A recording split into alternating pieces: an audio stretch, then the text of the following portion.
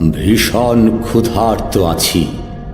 উদরে শাড়ির বৃত্ত বেপে অনুভূত হতে থাকে প্রতি পলে সর্বগ্রাসী ক্ষুধা। অনাবৃষ্টি যেমন চৈত্রের শস্য ক্ষেত্রে জেলে দেয় প্রভূত দাহন, তেমনি ক্ষুধার জ্বালা জলে দেহ। দুবেলা দুমুঠো পেলে মোটে নেই অন্য কোনো দাবি। অনেকে অনেক কিছু চেয়ে নিচ্ছে, সকলে চায় বাড়ি গাড়ি টাকা কড়ি, কারো বা খ্যাতির লোভ আছে। আমার সামান্য দাবি, পড়ে যাচ্ছে পেটের প্রান্তর, ভাত চাই, এই চাওয়া সরাসরি। ঠান্ডা বা গরম, সরু বা দারুণ, মোটা রেশনের লাল চালে হলে কোনো ক্ষতি নেই, মাটির শানকি ভর্তি ভাত চাই।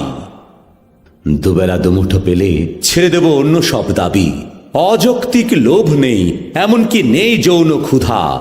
চাইনি তো নাভি নিম্নে পড়া শাড়ি, শাড়ির মালিক যে চায় সে নিয়ে যাক, যাকে ইচ্ছা তাকে দিয়ে দাও। জেনে রেখো আমারও সবের কোনো প্রয়োজন নেই।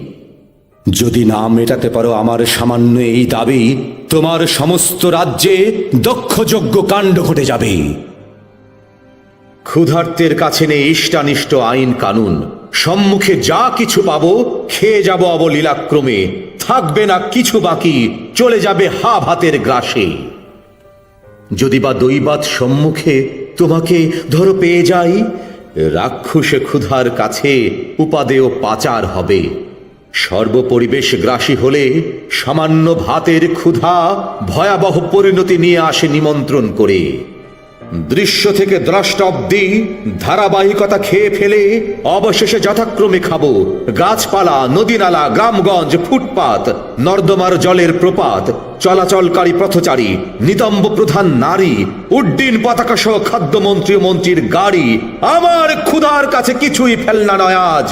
ভাত দে হারামজাদা, তা না হলে মানচিত্র খাবো।